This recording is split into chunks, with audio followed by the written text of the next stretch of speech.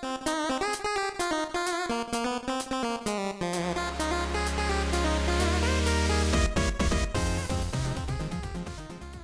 there, everybody. This is Ed, and welcome back to another edition of Bagel and Booze. And well, we're off of our little mini seltzer kick, and we're back to reviewing some beers. Although with this one, we'll see how we do with it. It's a sour ale that we have coming to us. Traditionally, sour ales have not done so well with. Just the sour makes me pucker. Some more than others, but we're gonna go ahead and give it a try. The name and everything kind of interested me, so hopefully turns out a winner. And with that, let's go ahead and get the Beercam up and get everything ready and start the episode. Today's beer we have coming out to us from Peak Organic Brewing. They're out of Portland, Maine, and specifically what we've got from them today is from their SweeTARTS line. Fruit group. SweeTARTS. These are killer, buddy. So citrusy, dude, you'll freak. And it is their Grapefruit and Hibiscus sour ale. They also do a couple other ones of these in different flavors. They've got a cranberry, they got a raspberry, and they got a blueberry. This one clocks in at 4.6 ABV. It's with sour ales, as you may remember that we've talked about on here, these come from the lambic style of beer. Their yeast is different than with ales and lagers, which require a really heavily sterilized environment. These yeast, they're wild, so they're kind of, with the lambics where we get like the open brewing and open fermentation. So it gives a different type of characteristic that come across on these sour beers, and they will run the gamut for what we have out there. So, but again, today we're going with sour ale. But before we get into tasting, it's not a bagel and booze unless we do our the more you know moment. For today's the more you know moment, I went off of the name of the beer. We're going to talk a little bit about the history of SweeTARTS. And it's not one that is steeped in any type of urban legend or overly lengthy history like we have with Pop Rocks when we talked about that for our last review.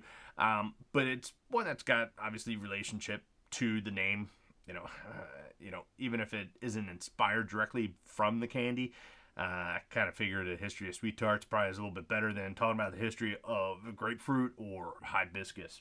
That said, the name SweeTart actually doesn't originate with the candies, but it rather comes from the SweeTARTS company, who in 1926, out of Dundee, Oregon, begins producing a glazed and candy fruit product. In 1928, the company obtains a patent for selling stuffed and dried prunes, sounds really appetizing, under the name of SweeTARTS. This is of a little bit of importance, and we'll come back to it and how it plays out at about 40 years later. So apparently in the 20th century, St. Louis, Missouri was a hub to many candy manufacturers. The city had a reputation as being one of the best places to manufacture candy for national distribution. I'd argue probably distribution for many industries, but in the case of this, we're talking solely on candy, so we're gonna stick with candy. So it makes sense geographically, because with St. Louis, it is pretty much centrally located in the United States, both east and west, north and south. It's in 1952 that a Menlo Smith moves from Utah to St. Louis and opens up the Fruzola Company of St. Louis to market and manufacture Lik-m-aid. You may better know it after the addition of the Lik-m-stick in the 70s, when it was rebranded to Fun Dip. Didn't know that there was something prior. I'll learn a little bit when I go through this. Why did Menlo Smith decide to just up and move from Utah to St. Louis? Well, that story goes back a little bit further to the 1940s, when Menlo's father started the business packaging and selling a sweet and sour powder drink mix called Fruzola Jr. Kids being kids skipped the drink portion and they just basically ate the sugar powder, which kid would not do that. This is also about the time when sugar is being rationed heavily due to World War II, and many manufacturers will have stopped making penny candy around this time, and kids were pretty much sucking this stuff down like no tomorrow, because this was really the only product that kids could buy at the candy counter for a penny. And not to mention that the tart and sour taste that was in this product was very unique for that time. After the war, Menlo realizes that they have an opportunity to capitalize on national distribution, because at this time they were only really kind of marketing in about 8 to 9 western states. So therein, Menlo moves his operations, tweaks the Fruzola recipe, and Lik-m-aid rolls out in 1952. Sales of Lik-m-aid aren't really staggering, as the candy is primarily seen as a drink mix, which it was originally as Fruzola, and vendors only want to really stock this in the summertime. So this leads Smith to taking the exact same recipe, taking the same exact powder, jamming in a straw, and selling it as Pixy-Stix in 1959. Well, this solves one problem with his sales, but now he's faced with another problem: angry moms. Anyone who's had a Pixy-Stix will know the mess that these things can make. You get sugar everywhere, on the furniture, in the carpet, what have you. So realizing that angry moms were probably a bigger problem than his sales problem and would lead to the ultimate death of his product, he goes and pivots again. Pivot! Pivot! Shut up! Shut up! Shut up! And with that, Smith's company kind of figures that a tablet would be the best route to take. How they kind of get around to this, well, this just happens to be a little bit more dumb luck, in the fact that one of Smith's neighbors actually happens to work for TUMS.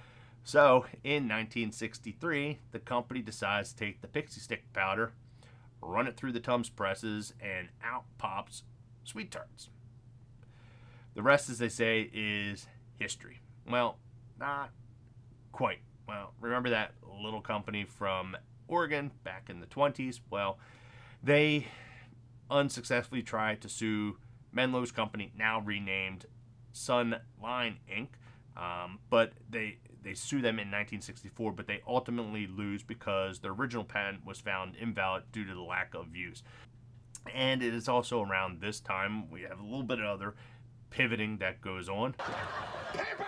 And this is by the name of an employee by the name of John Scott, who comes up with the idea of Spree, which is basically a sweet tart in a candy shell.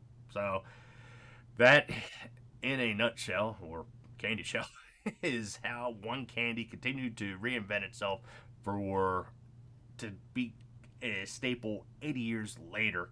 And I guess there isn't a National Sweet Tart Day, but did find out there is a National Sour Candy Day, and that is on July 18th. So go figure. I guess there's a national day for pretty much about everything. I drink and I know things. We got our beer poured out, and as you can see, it sets up really nicely. Got a nice, solid, well-formed head on this one. Poured out a little bit cloudy, not really super clear. I'm going to attribute that off to the ingredients that are on there. Move that around, and the coloring, when I looked at it when I first started pouring it, looked a little bit more on the pinkish side, but as it kind of set up, it was not that, and just standard regular old amber color with that. So we'll give it the sniff test, and we'll give it an old taste test, see how it all sets up. So off the bat, I do get the citrus overtones that come in off of from the beer. Definitely getting the orange coming through. Hibiscus, I don't know what that's supposed to smell like, but there is a little bit of a floral subtleness to this, but definitely get more of the orangeness that comes through, and can get a little bit of that kind of tangy type smell. Hopefully we don't get the tangy taste to it. And one thing I am noticing out, and I'm going to attribute this out to some of the sediment that's in the beer, is there's a little bit of orange that's sitting in the head of the beer. And again, as I said, it wasn't really a super clean beer. We'll take that as being with the lambics. We're not going to get that super crisp, clean that we would have out of like Pilsner or something else of that. So let's go ahead and give it a taste test.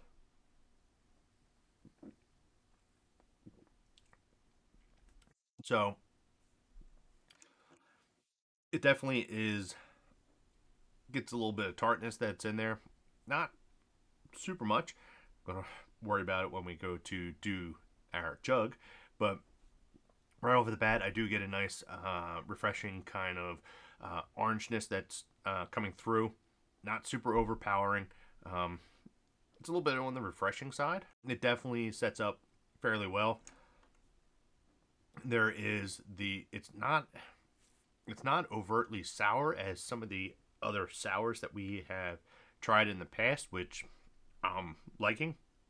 Again, we'll see how that holds up when we decide to chug this thing.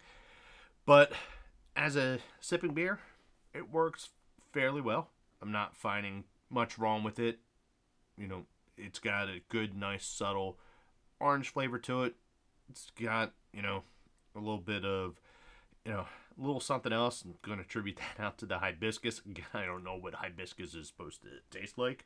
I would attribute that more to like a smell flavor profile, or smell profile. Not smell, smell flavor. I guess you could, whatever. But in any event, this does very well. This would be a good, refreshing summertime ale to sip on a hot day. Outside of that, setting up on this for a beer review,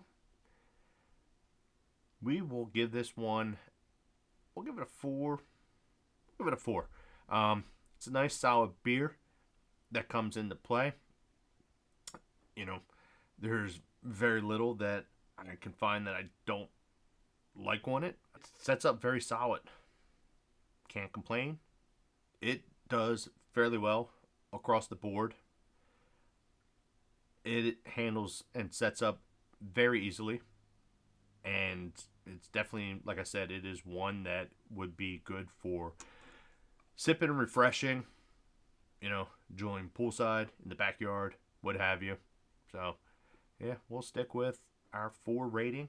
It's a nice solid beer, and definitely recommend it. I was expecting much worse off of the sour, but I'm not really getting. There is a hint of it, but it's not overtly sour like we had on back when we did the Christmas beers with our raspberry and definitely our freaking cucumber one. This one, this sourness, it's just subtle, and it works very well. Gives a nice kind of balance off of the sweetness of the and citrusness. That's not a real word. Of the orange. So, with that, I guess it's time to find out. Will it chug? It's time to find out if this beer is chuggable. We've already established that, well, I find it very sippable, but we'll find out if it chugs, if the sourness and any other flavors really intensify. We're going to find out. So, with that, let's find out if it will chug.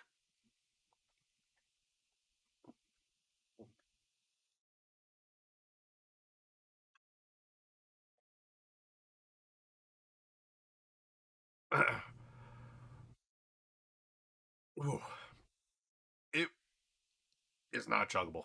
Um, whew, um, the sourness that I said before, which was more on the subtle side, really ramped up as I tried to chug it. Really didn't get any super intenseness off of the orange or the unknown hibiscus flavor. but it was really more the sourness that really kind of did me in. I just couldn't finish out the last little bit of the beer. We'll see if I can finish it off now.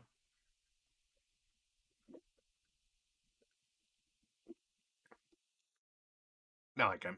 But even still, it starts to come back. And can feel it.